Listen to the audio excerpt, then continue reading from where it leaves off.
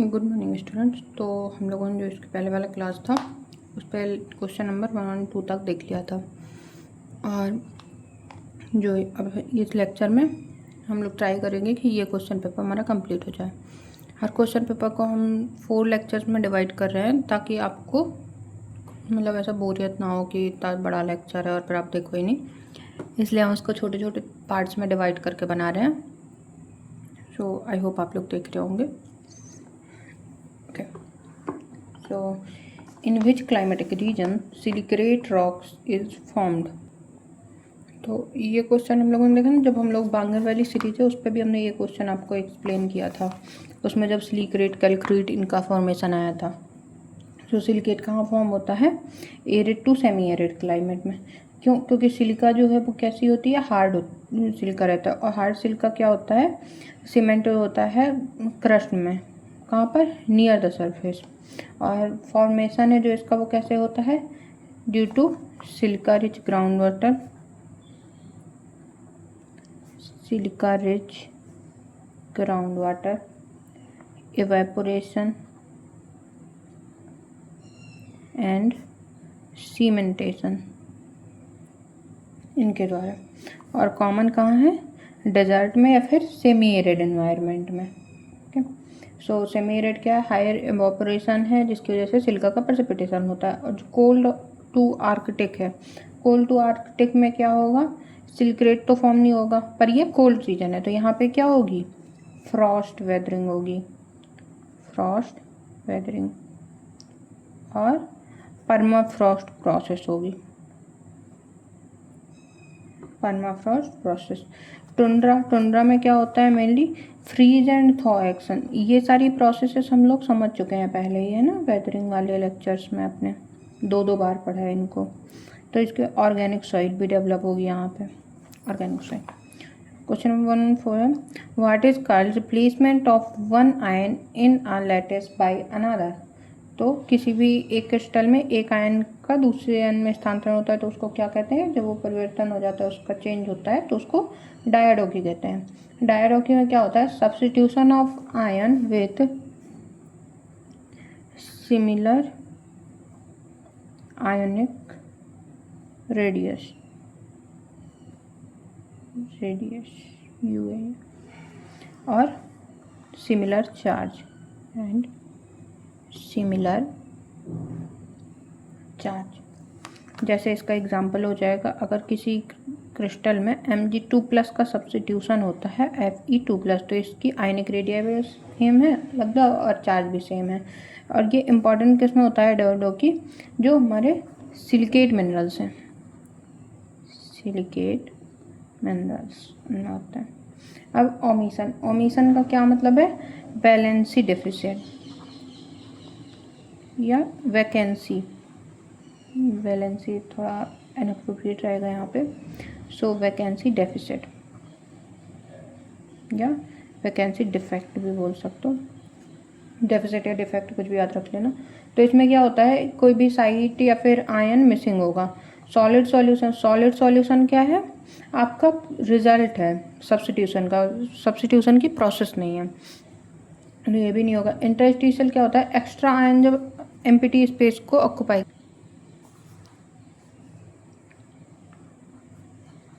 Extra ion occupy empty space. Okay, तो ये होता है इंटरस्टिशियल। सब्स्टिट्यूशन किसके रूल से होता है? सब्स्टिट्यूशन होता है गोल्डस्मिथ रूल से। ओके, यहाँ पे लिख लेते हैं हम लोग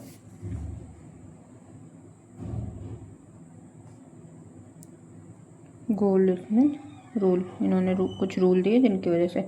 तो सब्स्टिट्यूशन ईजिली कब होता है? जब आयनिक रेडियाई सेम हो, आयनिक रेडियाई सिमिलर हो और सेम चार्ज हो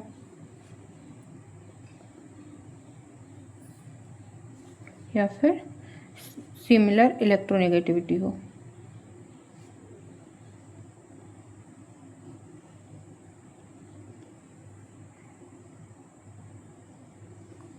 सिमिलर इलेक्ट्रोनेगेटिविटी हो। ये होता है गोल्ड-स्मिथ रूल। नेक्स्ट क्वेश्चन है what is called a glauconite rich sands. Glauconite rich sands किसको बोलते हैं? सो ग्रीन सैंड को बोलते हैं। अब ग्लूकोनाइट क्या होता है? ये एक ग्रीन मेराइन मिनरल्स है। ग्रीन मेराइन मिनरल फॉर्म्स कहाँ पे होता है? Shallow continental surface forms in shallow continental shelf. So और इनका कलर कैसा होता है? ग्रीन कलर का। ऑप्शन है बीच सैंड। बीच सैंड क्या है? ऐसे जनरल टर्म है, ग्लूकोनाइट को कुछ स्पेसिफाई नहीं कर रहा है, पर ग्रीन स्पेसिफाई कर रहे हैं क्योंकि ग्लूकोनाइट से ही ग्रीन कलर इम्पार्ट होता है। रेड सैंड रेड नहीं होता है, हेमेटाइट या आयरन ऑक्साइड होगा तब होगा। ओके, ग्लूकोनाइट का इन्वायरमेंटल सिग्निफिकेंस क्या है? इन्वायरमेंटल सिग्निफिकेंस अगर हम देखें तो होगा कि ये slow sedimentation,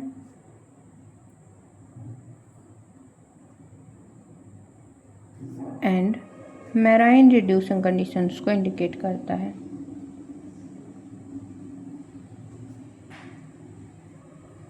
marine reducing environment को इंडिकेट करता है। ओके, फिर who propose the elastic rebound theory. Elastic rebound theory किसने दी थी? एच.एफ. रीड ने। Harry fielding read HF. Read ने दी थी। ये किससे रिलेटेड है? अर्थक्वेक से रिलेटेड है। इसमें क्या होता है कि जो रॉक्स है वो इलास्टिकली डिफॉर्म होती है, जिसकी वजह से स्ट्रेस एक्यूमुलेट करती है। स्ट्रेस एक्यूमुलेट जब हो जाएगा तो उसकी वजह से सडन रैप्चर होगा अलॉन्ग फॉल्ट और स्टोर एनर्जी डेवलप्ड होगी।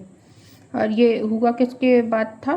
1906 में सैन फ्रांसिस्को में एक अर्थक्वेक आया था, उससे उन्होंने डेवलप किया था। एच.एफ. रिचर ने क्या किया था? जो रिचर का मैग्नीट्यूड स्केल है वो बनाया था।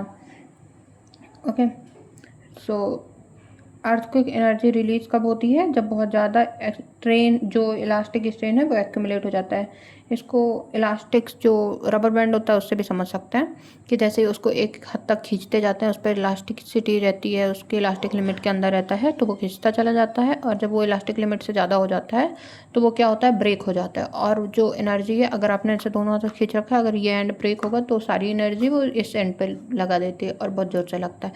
तो क्या होता है? एनर्जी को वो रिलीज़ करती है किसी फॉर्म में। तो इसी तरह से जब एनर्जी रिलीज़ करती है तो हमारा अर्थक्वेक आता है।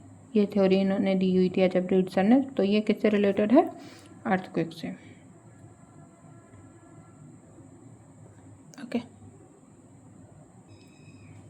नेक्स्ट क्वेश्चन है the second highest peak of the world is known as. तो क्या है? मुस्टैंग और K2 पीक। रैंक 1 में क्या आती है? एवरेस्ट है। रैंक 2 में K2 है। एवरेस्ट क्या है? 8848 मीटर, और इसकी क्या है? 8611 मीटर। ओके, K2 को और भी जैसे नाम से जाना जाता है, गोडविन ऑस्टिन बोलते हैं आई थिंक इसको, तो वो भी याद रख लेना, कई बार अलग नेम से भी पूछ सकता है।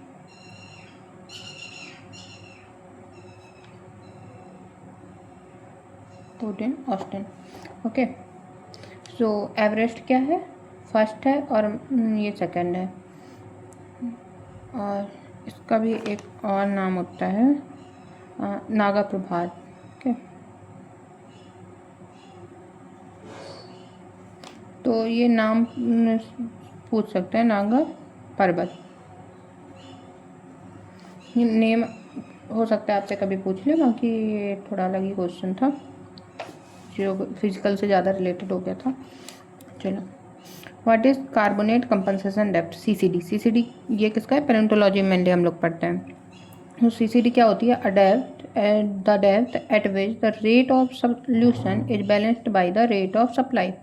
तो किसका सॉल्यूशन? कार्बोनेट का बैलेंस होता है। तो यहाँ पे क्या होगा? Rate of carbonate supply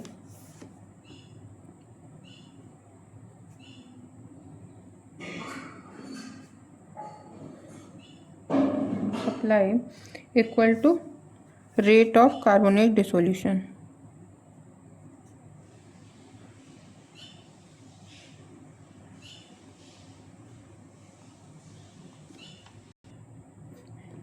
so CCD का के बाद में क्या होता है, बिलो CCD कार्बोनेट सेल जो है वो डिज़ोल्व होना स्टार्ट कर देती हैं, और जो कैलकेरियस ऊज है, calcareous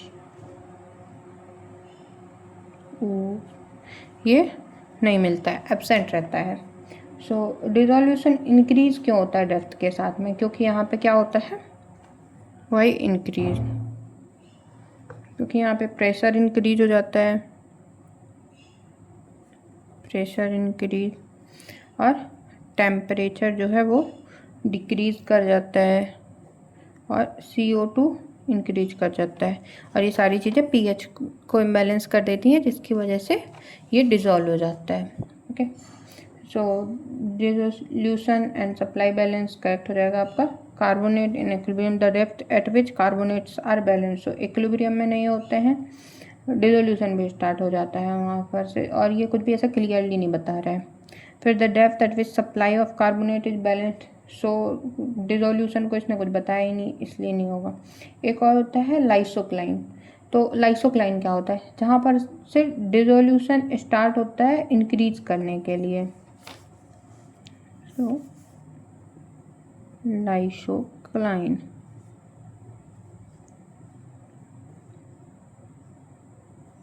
dissolution start increasing. Okay, तो ये हो गया क्वेश्चन में उन्होंने इस पे पूछा है कि what is the thickness in millimetre range of the fissile bed, जो फिसाइल बेड होते हैं उनकी थिकनेस कितनी होती है, सो 0.5 to 1 मिलीमीटर। फिजिलिटी क्या होती है, सो फिजिलिटी है property of rock to split into thin parallel sheets, so fissility property of rocks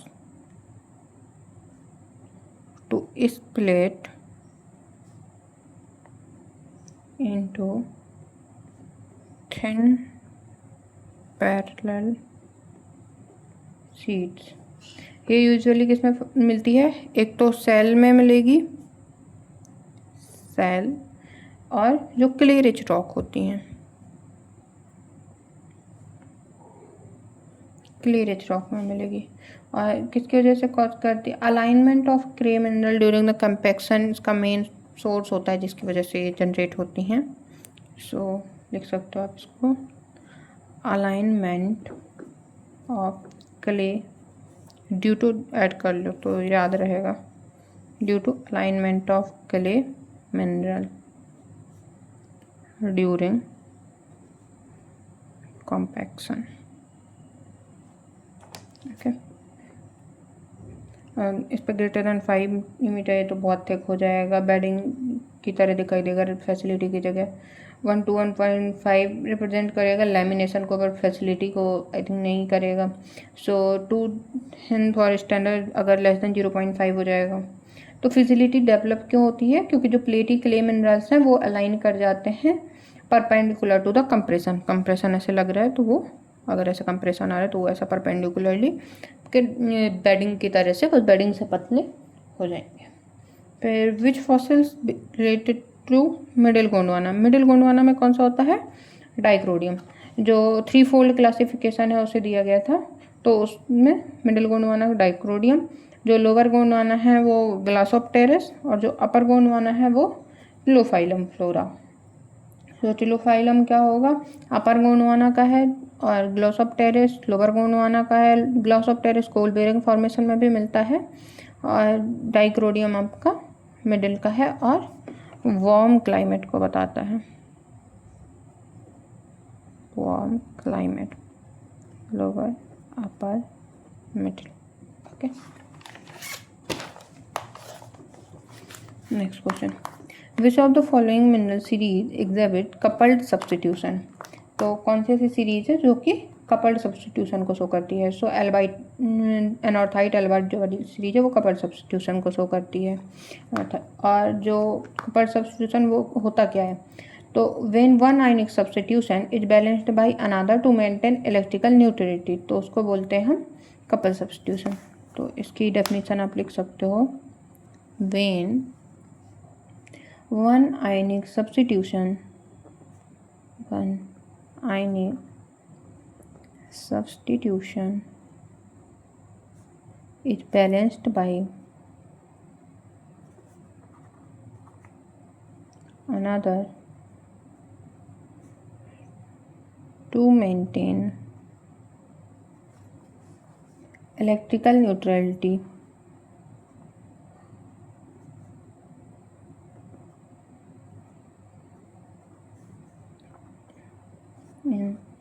example इसका लिख सकते हो कि इन plagioclase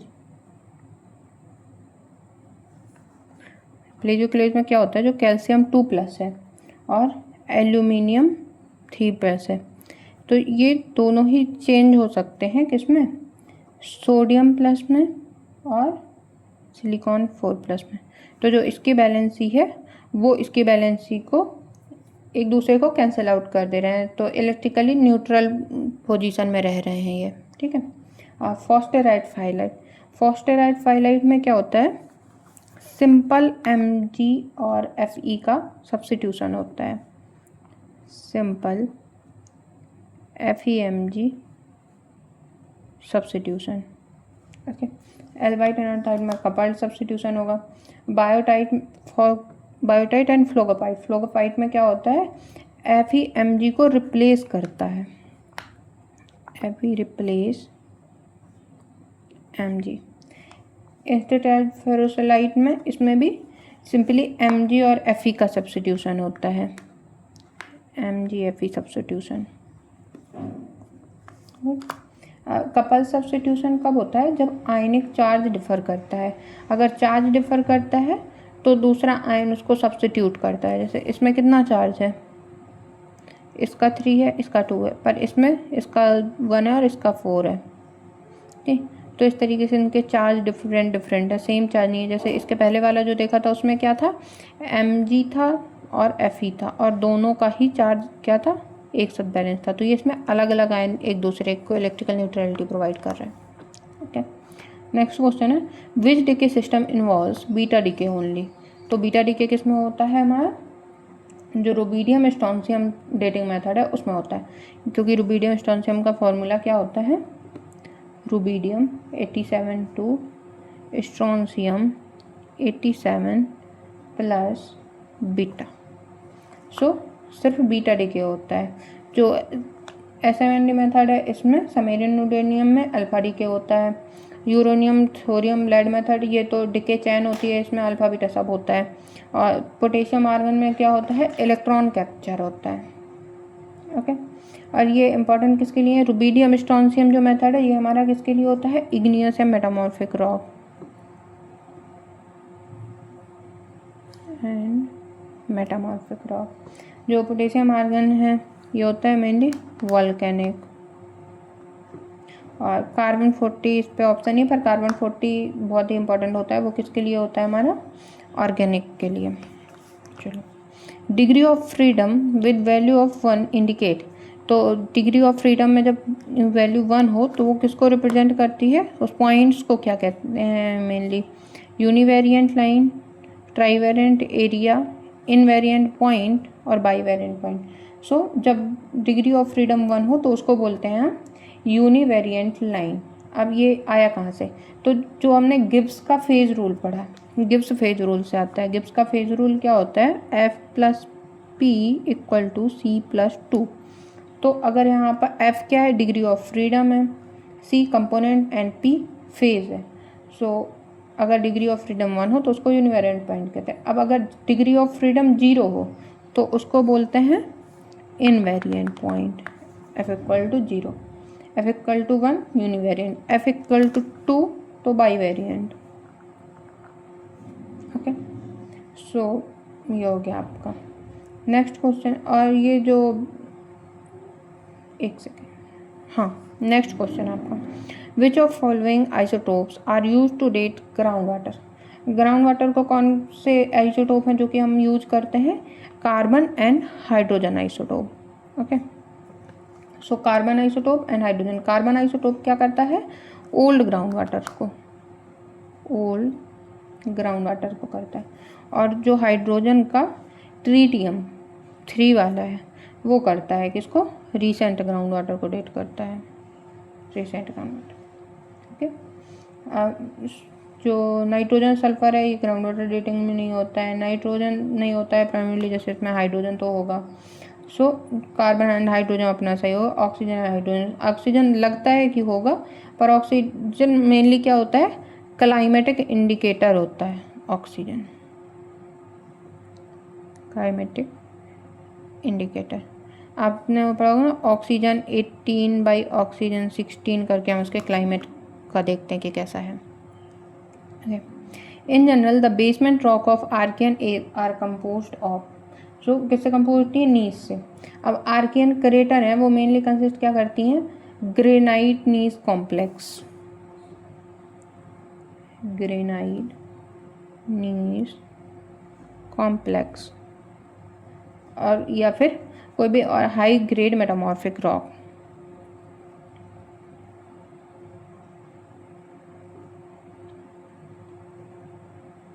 metamorphic rock, so gneiss क्या है, डोमिनेंट आर्कियन बेसमेंट रॉक हो जाएगी। और पेरिडोटाइट है, ये मेंटल में अल्ट्रामेफिक रॉक है। Slate low grade metamorphic rock है, पर यंगर होती है मोस्टली। मार्बल है जो मेटामॉर्फोस लाइमस्टोन है, इसमें कोई भी ऐसे बेसमेंट रॉक नहीं होता है। आर्कियन जो क्रेटॉन है उसकी एज कितनी होती है, आर्कियन नहीं लिखा होगा, Archean greater than 2.5 giga annum. Common rock होती है नीस या फिर ग्रेनाइट, और स्टेबिलिटी क्या होती है, वेरी स्टेबल कॉन्टिनेंटल न्यूक्लियाई होते हैं ये। So very stable continental nuclei. Okay, next question है, the oldest litho unit of Singhbhum craton. Singhbhum craton में जो सबसे ओल्डेस्ट यूनिट है वो क्या है, so OMG, older metamorphic group. जो सिंघभूम क्रेटॉन है उसमें स्टेरियोग्राफिक ऑर्डर कैसा है, सबसे पहले है, उस पर दिए तो हैं सारे, सो फर्स्ट है ओल्डर मेटामॉर्फिक ग्रुप, फिर है सिंघभूम ग्रेनाइट, उसके बाद आयरन और ग्रुप, आयरन और ग्रुप, ये थर्ड पोजीशन पे, फिर न्यूअर डोलेराइट फोर्थ। तो इस तरीके से तो सबसे ज़्यादा ओल्डर क्या है, ओल्डर मेटामॉर्फिक ग्रुप, फिर उसके बाद में है आपका सिंघभूम ग्रेनाइट, फिर आयरन ओर ग्रुप, फिर newer dolerite. Okay, so geological importance क्या है सिंघभूम की, ये one of the India's oldest crustal block है, one of the India's oldest crustal blocks. Okay, और ये रिच किस में है, iron and copper deposit, FeNCu deposit, यहाँ पे हमें बहुत मिलता है। फिर which of the following age is known as age of early life.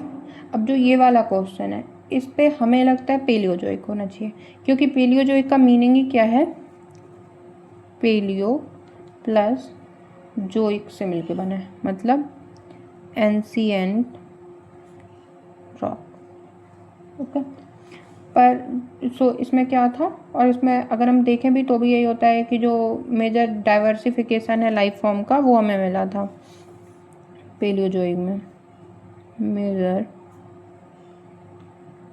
Diversification of life. Okay, पर जो पीसीएस का आंसर किया आया था उस पर उन्होंने प्री कैम्ब्रियन को माना हुआ है, तो आई डोंट नो अगर आप में से कोई बता सकते हो, पर हमारे हिसाब से बुक में भी जहाँ तक हमने देखा है तो इसका हमने क्रॉस चेक भी किया था, तो पेलियोजोइक को ही वो मान रहा था जब से लाइफ थी, पर अर्ली एज ऑफ लाइफ थी, क्योंकि प्री कैम्ब्रियन में क्या था, लाइफ तो थी नहीं। ओके, सो जो कैम्ब्रियन है उसमें क्या था, कैम्ब्रियन में एक्सप्लोजन हुआ था मैराइन लाइफ का। ऑर्डोविशन, इसको आप चाहो तो ऐसे लिख लो एक जगह पे, कहीं पे स्पेस होता है, यस, यहाँ एक ऐसा चार्ट बना लो आप। कैम्ब्रियन, कैम्ब्रियन में क्या हुआ था, explosion of marine life.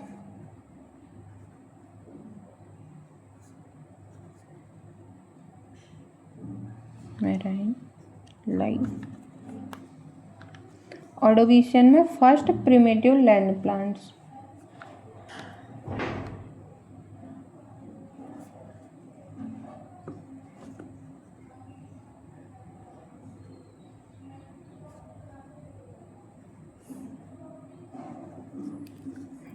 Silurian. Silurian में क्या था? First vesicular plant.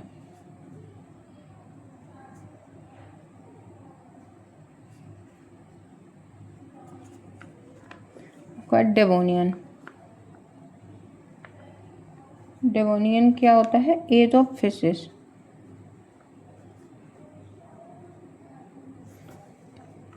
Carboniferous. Carboniferous क्या था? कोल फॉरेस्ट मिले थे इस एज का। पर्मियन, इस पे रेप्टाइल्स का डाइवर्सिफिकेशन हुआ था।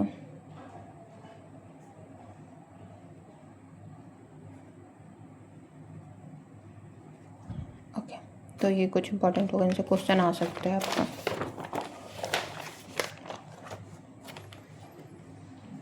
तो यहाँ तक हो गया था। Next question, which of the following method can be use to interpret the age of glacier ice. ये हम लोग जब बांगर वाली सीरीज पढ़ रहे थे तो उस पर भी हम लोगों ने देखा था, ये वाला था कि जो आइस कोर है उसकी डेटिंग कैसे करते हैं। सो आइस कोर किससे करते हैं? कार्बन 14 से। तो ग्लेशियर आइस से जो वो डिफ़िकल्ट होती है डेट करने में, उसको डायरेक्टली डिफ़िकल्ट मतलब नहीं किया जाता है।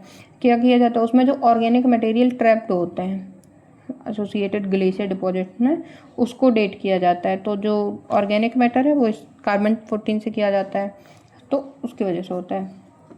रूबिडियम स्ट्रोंशियम ये सारे जैसे इग्नियस और मेटामॉर्फिक से किया जाता है।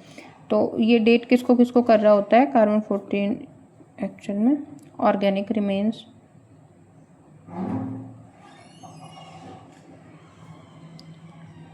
वुड प्लांट मटेरियल और या फिर पीट जैसे एसोसिएटेड होता है।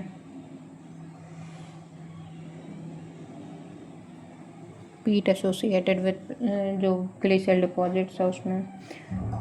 आर्गन, आर्गन किस में होता है? वॉल्केनिक में होता है। SMND ये भी बहुत ही ओल्ड रॉक्स में होता है। रेडियो कार्बन डेटिंग इसमें होता है। कार्बन 40 मेनली यूज किस में होता है? आर्कियोलॉजी, क्वाटरनरी जियोलॉजी और ग्लेशियल स्टडीज में होता है। Okay, optically stimulated luminescence OSL dating is used to determine the age of OSL dating is used to determine age of किसे? Lava flow, recent sediment, Archean rock या basalt rock. तो ये OSL dating इसमें होती है जो recent sediment है उसमें होती है। ओके, तो ये किसको डेट करता है? रिसेंट सेडिमेंट्स को। मेनली यूज किसके लिए होता है? Quartz and feldspar. और ये जब सेडिमेंट बरी होता है तो इलेक्ट्रॉन ट्रैप हो जाते हैं उसके क्रिस्टल और क्रिस्टल इफेक्ट में। तो जो लाइट है वो क्या करती है? स्टोर्ड एनर्जी को रिलीज करती है और उसी की वजह से हम OSL डेटिंग करते हैं। लावा फ्लो ये तो पोटेशियम आर्गन, आर्गन आर्गन से होता है, इसमें होता है। तो ये जो रिसेंट सेडिमेंट्स हैं ये किस में यूज होते हैं? कौन कौन से यूज कर सकते हैं हम? जैसे रिवर सेडिमेंट है या फिर जो हमारा डेजर्ट ड्यून है या फिर जो हमारे फ्लड डिपॉजिट्स होते हैं, इन सभी को हम डेट कर सकते हैं। Okay, geological age of first land plant. First land plant की जियोलॉजिकल एज क्या थी? तो वो थी ऑर्डोविशियन। ऑर्डोविशियन में क्या हुआ था? अर्लीस्ट जो एविडेंस है टेरेस्ट्रियल प्लांट्स के, अभी हम लोगों ने पढ़ा ना, तो वो मिले थे इस पे। सो फर्स्ट लैंड, अब क्वेश्चन ने क्या आस्क किया आपको ये भी देखना है, फर्स्ट लैंड प्लांट किया है या फिर जो मेजर एक्सपेंशन है उसको किया है। तो अगर फर्स्ट लैंड प्लांट किया है तो आपका आंसर होना चाहिए ऑर्डोविशियन। अब ये आपका क्वेश्चन है कि अगर उसने पूछा होता मेजर एक्सप्लोजन तो इसका आंसर क्या होता? आपका होमवर्क है ये, ठीक है। सो ऑर्डोविशियन में क्या हुआ था? ऑर्डोविशियन मार्क करता है ओरिजिन ऑफ लैंड प्लांट।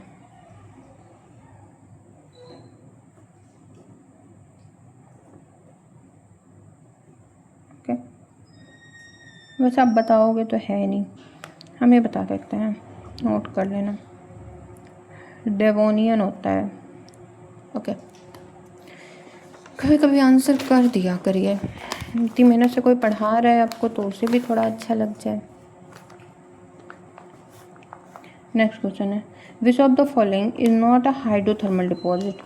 सो इनमें से कौन सा हाइड्रोथर्मल डिपॉजिट नहीं है, तो ट्रेवर्टाइन इसका आंसर हो जाएगा। हाइड्रोथर्मल डिपॉजिट क्या होता है, ऐसे डिपॉजिट जो फॉर्म होते हैं हॉट मिनरल रिच फ्लूइड से, हॉट मिनरल रिच फ्लूइड से, और ये कॉमनली क्या स्ट्रक्चर बनाते हैं, बीन्स, स्टॉकवर्क्स, सैडल रीफ और रिप्लेसमेंट टाइप डिपॉजिट बनाते हैं। सो सैडल रीफ क्या है, हाइड्रोथर्मल है, जो गोल्ड बियरिंग क्वार्ट्ज बीन है फोल्डेड रॉक्स में, तो उसमें मिलता है। इस पर एक चीज़ याद रखना, फोल्डेड एरियाज में, फोल्डेड रॉक्स में मिलेंगे। लेडर बीन्स ये क्या होती हैं, पैरेलल बीन सिस्टम होती हैं, पैरेलल होती हैं। स्टॉक वर्क्स ये भी हाइड्रोथर्मल है। इस स्टॉक वर्क्स में क्या होता है, स्मॉल इंटरसेक्टिंग बीन का नेटवर्क होता है, इसमें प्रोफाइरी कॉपर डिपॉजिट ज़्यादातर मिलता है। ट्रेवर्टाइन ये क्या है, केमिकल सेडिमेंट्री डिपॉजिट्स है, केमिकल सेडिमेंट्री डिपॉजिट। ओके, और ये कहाँ पर बनता है, मतलब जो प्रेसिपिटेशन है CaCO3 का उसको करता है through spring water, CaCO3 precipitation through spring water. तो ये नहीं होगा। टूफा भी होता है एक, तो वो क्या होता है, कोल्ड फ्रेश वाटर कार्बोनेट्स के डिपॉजिट होते हैं। फिर क्राइसोटाइल एक और मिनरल होता है, क्राइसोलाइट, ये क्या है आपको ढूंढ के बताना है। ओके, हम लोग chrysotile asbestos is a fibrous variety of which of the following. तो ये इनमें से किसकी वेराइटी है, सो सर्पेंटाइन की।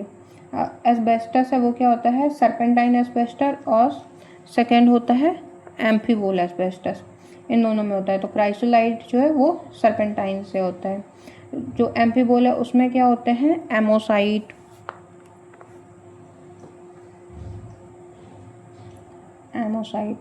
और क्रोसिडोलाइट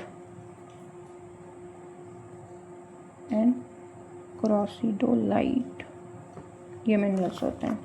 टाल्क क्या है, talc soft Mg silicate mineral है, इसकी हार्डनेस कितनी होती है, 1 होती है। क्राइसोटाइल की जो प्रॉपर्टीज हैं वो भी आप याद रख सकते हो, ये फ्लेक्सिबल फाइबर होता है। क्राइसोटाइल की वैरायटी इसकी नहीं है, याद रखिएगा, फ्लेक्सिबल फाइबर, हीट रेजिस्टेंट होता है,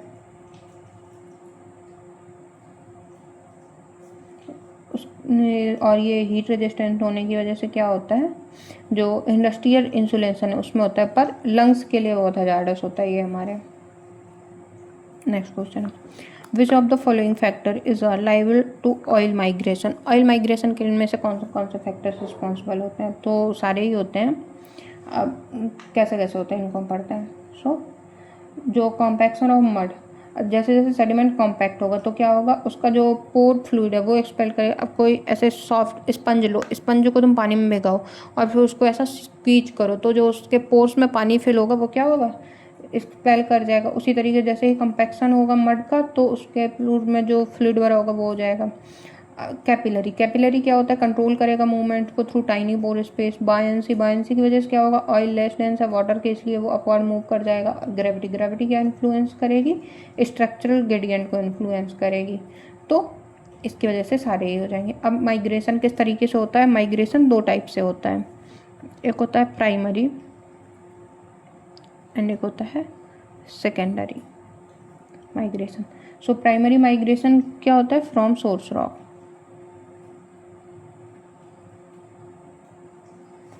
और जो सेकेंडरी माइग्रेशन ये क्या होता है, towards reservoir. Okay, next question है, The percentage of the radiant energy which is reflected back to space by surface is called so albedo. Highest albedo किस प्लैनेट का होता है और क्यों? हाईएस्ट एल्बेडो प्लैनेट, ये आज आपका सेकेंड होमवर्क है कि किसका होता है और क्यों होता है ये बताना है। जो रिफ्लेक्टेड एनर्जी है उसको एल्बेडो कहते हैं। इसको ऐसे भी लिख सकते हैं कि fraction of incoming solar radiation reflected by the surface. ये परसेंटेज में होता है। जो स्नो है उसका सबसे हाई होता है, फॉरेस्ट का मॉडरेट होता है और फिर उसके बाद ओशियन है जो उसका स्लोएस्ट होता है। तो सुनो, फॉरेस्ट, ओशियन, तो कौन कितना रिफ्लेक्ट कर पाएगा उसको बोलते हैं रेले स्कैटरिंग। ये क्या है? आपका स्कैटरिंग है बाई स्मॉल पार्टिकल, जिसकी वजह से स्काई है वो ब्लू दिखता है। और माई स्कैटरिंग क्या होती है? Due to large particle. ये होता है स्मॉल, माई होती है due to large particle scattering. Okay, so albedo जो है उसका क्लाइमेटिक इंपॉर्टेंस क्या होती है? जितनी ज़्यादा रिफ्लेक्शन करेगी उतनी ही कम हीट करेगा। और अगर लोअर एल्बेडो हो तो इसका मतलब क्या होगा कि एब्जॉर्प्शन ज़्यादा होगा और जिसकी वजह से वार्मिंग ज़्यादा होगी। थोड़ा शोर हो रहा होगा तो एडजस्ट कर लेना। नेक्स्ट क्वेश्चन है which GIS function involves combination 2 और more layers to create a new layer with information from layers. Okay, तो 2 लेयर्स को जब हम कंबाइन करते हैं तो उसको क्या बोलते हैं?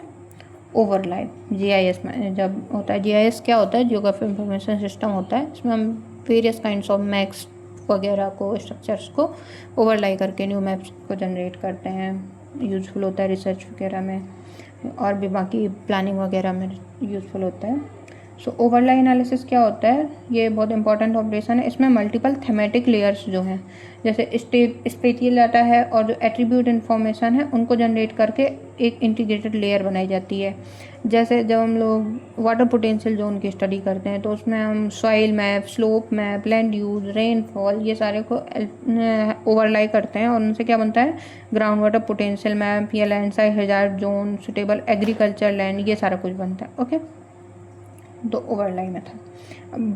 बफर क्या होता है? ये एक जोन कोई ऐसा क्रिएट कर सकता है, कोई भी फीचर है उसके क्रिएट कर सकते हैं। जैसे ये कोई रिवर जा रही है तो उसके 500 मीटर का ये बफर जोन है, ऐसे हम बोल देते हैं ना बफर जोन है। हजार जोनिंग या फिर अर्बन प्लानिंग में होता है पर कंबाइनेशन नहीं होता। ओवरलाई तो हम लोगों ने देख ही लिया। ओवरलाई के टाइप होते हैं यूनियन,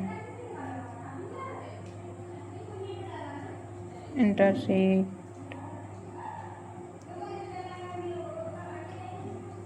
आइडेंटिटी। कहाँ पे थे हम लोग? आइडेंटिटी। उसके अलावा एक होता है क्लिप ओवरलाई। ये आई थिंक आपसे पूछा नहीं जाएगा कभी भी।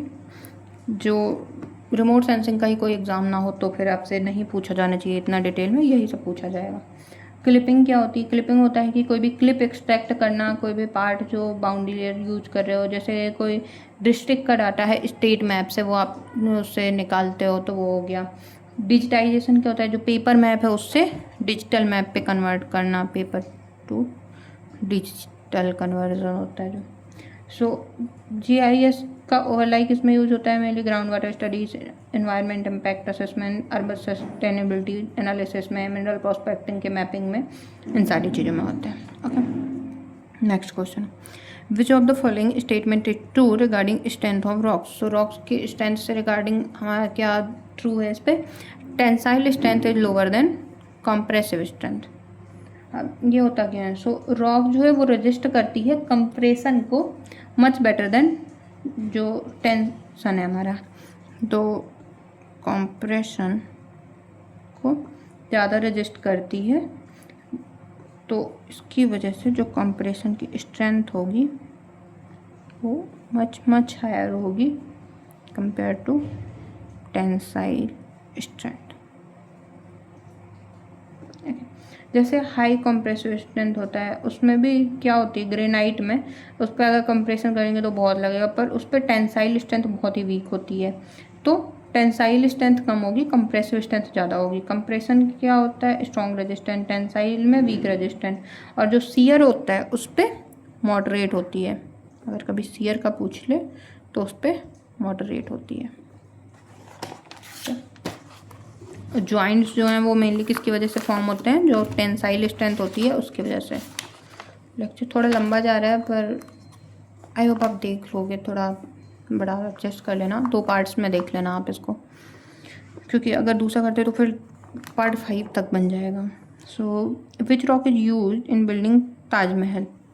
सो कौन सा है, मकराना मार्बल ऑफ राजस्थान को यूज किया गया था ताजमहल में। मकराना में क्या होता है, जो हाई प्योरिटी मेटामॉर्फिक मार्बल है, मेनली कैल्साइट से बना हुआ है, ब्राइट वाइट कलर है, लो पोरोसिटी है, इसकी वजह से मकराना को हिस्टोरिकल बहुत सारे में यूज किया गया, जैसे Taj Mahal, Victoria memorial, Jain temple, इन सब में।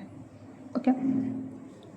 और बिल्डिंग अगर कोई स्टोन है उसकी प्रॉपर्टी क्या होती है, लो पोरोसिटी होनी चाहिए, हाई जो पॉलिशिबिलिटी है वो होनी चाहिए, यानी कि डेकोरेटिव वैल्यू उसकी इंक्रीज हो सके जिससे, और उसकी स्ट्रेंथ हाई होनी चाहिए। ओके, सो ये हो गया। Next question, the property of a rock is influenced by.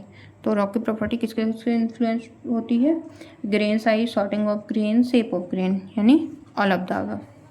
So porosity क्या होती है, पहले पोरोसिटी होता है कि कितना उस पर वॉइड स्पेस है।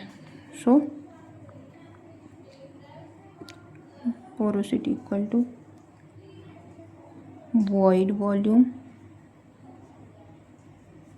Upon total volume into 100।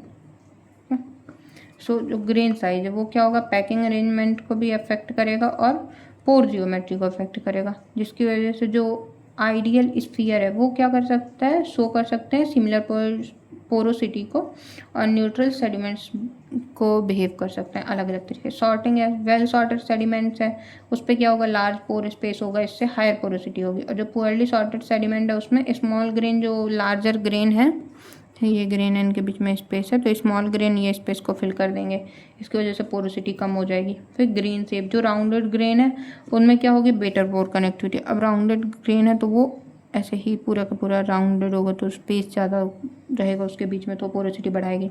और अगर एंगुलर ग्रेन है तो उस पर कॉम्प्लेक्स हो जाती है, इस तरीके से किसी भी एंगल में हो सकता है, तो हायर कॉम्प्लेक्सिटी हो जाएगी, जिसकी वजह से पोरोसिटी डिक्रीज कर जाएगी। ओके। परमिएबिलिटी क्या होती है, पोरोसिटी होती है amount of pore space, and permeability होती है ease of fluid flow.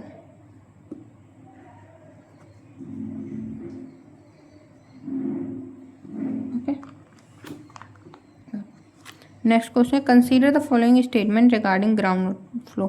So Darcy law is applicable to laminar flow. Reynolds number determine whether the flow is laminar or turbulent. तो ये दोनों ही ट्रू है हमारे। अब जो डार्सी लॉ क्या होता है, Q इक्वल टू KIA। जैसे में Q क्या है, discharge, K hydraulic conductivity, I hydraulic gradient, A area. और ये मेनली यूज किसके लिए होता है, लेमिनर फ्लो के, टर्बुलेंट के लिए नहीं होता है। रेनॉल्ड फ्लो क्या क्या बताता है आपका, कि फ्लो रिजाइम क्या है, फ्लो रिजाइम क्या है, लेमिनर है, ट्रांजिशनल है, टर्बुलेंट है, तो दोनों ही सही हो जाएंगे हमारे।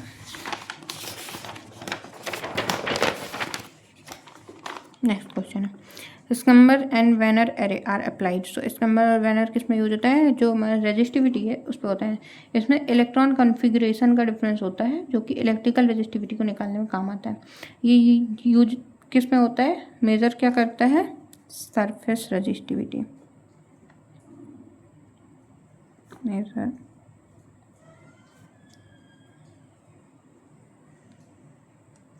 Surface resistivity. और इसके एप्लीकेशन किस में होते हैं, ग्राउंड वाटर एक्सप्लोरेशन,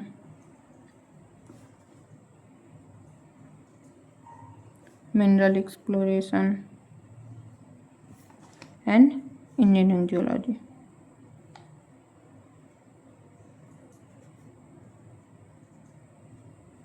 ओके। जो वेनर कॉन्फ़िगरेशन है इसमें क्या होता है, जो इक्वल इलेक्ट्रोड स्पेसिंग होती है और सिंपल इंटरप्रिटेशन होता है। पर जो समबर्गर कॉन्फ़िगरेशन इसमें पोटेंशियल इलेक्ट्रोड पास पास रहता है और करंट इलेक्ट्रोड है वो दूर जाते रहते हैं, तो ये थोड़ा सा कॉम्प्लेक्स होता है। मेजर जो जियोफिजिकल मेथड है वो क्या क्या होते हैं, रजिस्टिविटी, ग्रेविटी, मैग्नेटिक और सीस्मिक। ओके, इतना ही रहने देते हैं, फिर आगे का बाद में किसी दिन एक्सप्लेन करेंगे किसी और क्वेश्चन में। An igneous inclusion is called when both its roof and floor are convex upwards. So फेकुलेट, क्योंकि यहाँ पे जब होगा एक तो यहाँ होगा या फिर यहाँ होगा, जो फोल्डेड टेरेन होती है उस पर होता है, तो फेकुलेट। अब जो फेकुलेट है वो क्या है, लेंस से कनकॉर्डेंट इंक्लूजन होता है जो एंटीक्लाइन में या सिंक्लाइन में होता है। सो कॉन्वेक्स अपर सरफेस होती है और कॉन्वेक्स ही लोअर सरफेस होती है। लेकुलेट है वो क्या है, फ्लैट फ्लोर होगा flat floor and convex roof. फेकुलेट है ये कहाँ होता है, जो फोल्ड की हिंज है वहाँ पे होता है।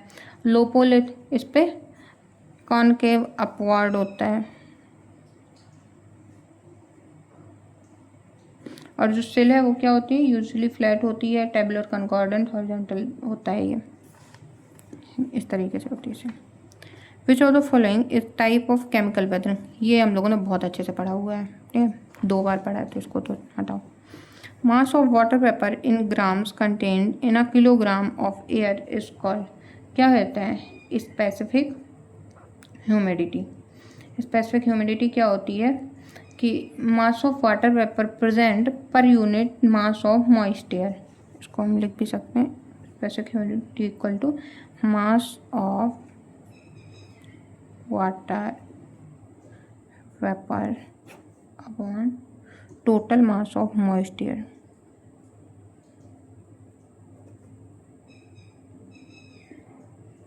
मॉइस्ट एयर इसकी मेनली यूनिट होती है, ग्राम पर केजी होती है। एब्सोल्यूट ह्यूमिडिटी क्या होती है, मास of water per unit volume of air. Mass of water तो सब में ही है,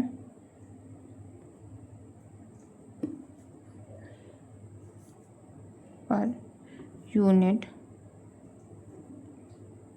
volume of air.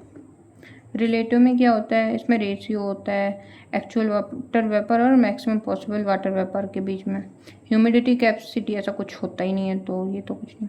So specific humidity क्या होती है, जो स्टेबल रहती है जब एयर एक्सपेंड करे या कॉन्ट्रैक्ट करे, तो ये स्टेबल रहेगी, चाहे रिवर कॉन्ट्रैक्ट करे हो चाहे एक्सपेंड करे हो। Which state record the maximum diurnal range of temperature during the winter season? Winter season में क्या होगा, राजस्थान सबसे ज़्यादा टेम्परेचर रहेगा। राजस्थान क्यों रहेगा, क्योंकि यहाँ पे ड्राई डेजर्ट एरिया है, सो डेजर्ट एयर है, वेरी लो ह्यूमिडिटी है, क्लाउडलेस स्काइज रहते हैं, रैपिड रेडिएशन लॉस होगा इसकी वजह से नाइट में। डेजर्ट इफेक्ट की वजह से क्या होगा, दिन में स्ट्रॉन्ग हीटिंग होगी और नाइट में रैपिड कूलिंग होगी, जिसकी वजह से एक ग्रेट टेम्परेचर कंट्रास्ट डेवलप हो जाएगा यहाँ पे।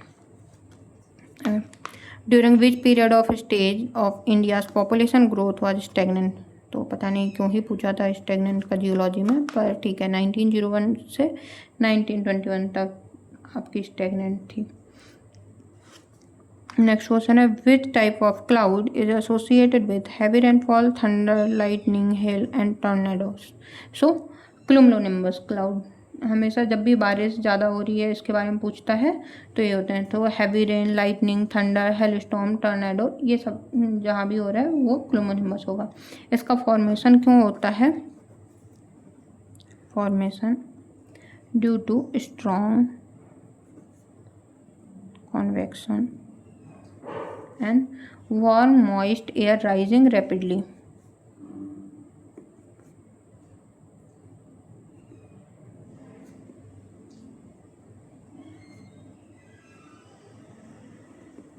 ओके, इसका जो स्ट्रक्चर है वो कैसे होगा, कई बार स्ट्रक्चर पूछ लेता है। So dark base, great vertical height, and anvil shape,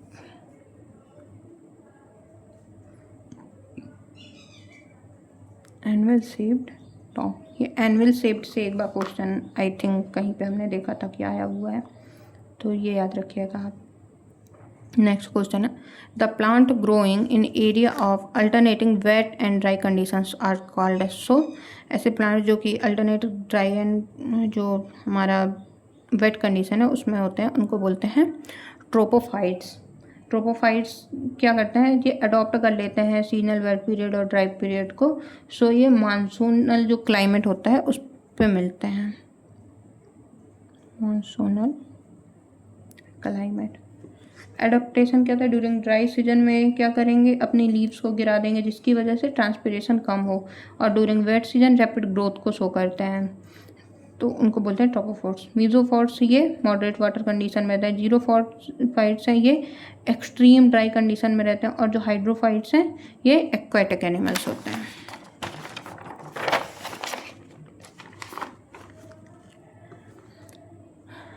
Practice aimed at using public and common land to produce firewood, fodder, and small timber in decentralized way for the people is called, so this is called social forestry. Social forestry क्या होती है, community oriented forestry program होते हैं जिनके objective fuel, fodder, small timber और environmental protection होता है। ये क्या करते हैं, रिड्यूस करते हैं pressure from natural forest by involving local community. Protection forestry का मेन एम क्या होता है, soil conservation, slope protection, environmental stability. जो प्रोटेक्शन फॉरेस्ट्री है इसमें कॉमर्शियल टिम्बर प्रोड्यूस किए जाते हैं। एग्रो फॉरेस्ट्री इसमें एग्रीकल्चर और फॉरेस्ट्री को सेम ही लैंड पे कंबाइन किया जाता है, सो ये होता है यहाँ पे। Okay, next question, which of the following is not a self particular continuous response. तो कौन सा स्वशाश्वत साधन है जो अपने आप से बनता जा रहा है, वो रिन्यूएबल नहीं है। तो सॉइल खुद से नहीं बनती है, सेल्फ रिपीटेटिंग रिसोर्स नहीं है। ये रिन्यूएबल नॉट नेचुरल रिन्यूएबल है कंटिन्यूसली, पर बाकी की तरह नहीं हो रही है। जो सोलर एनर्जी वो तो आती ही जा रही है ना। सॉइल क्या है, बहुत ही स्लो प्रोसेस होती है सॉइल्स की। थोड़ी सॉइल बनने के लिए भी थाउजेंड्स ऑफ ईयर रिक्वायर्ड होते हैं, इसलिए ये क्या है, नॉन इफेक्टिव रिन्यूएबल सोर्स है ह्यूमन टाइम स्केल के लिए। ओके, फिर impact of global warming include. Global warming तो आई थिंक सभी को बहुत अच्छे पता होगी इस टाइम पे। Soil moisture imbalance, increase desertification and sea level rise, all of the. So इसका हो जाएगा ऑल ऑफ द।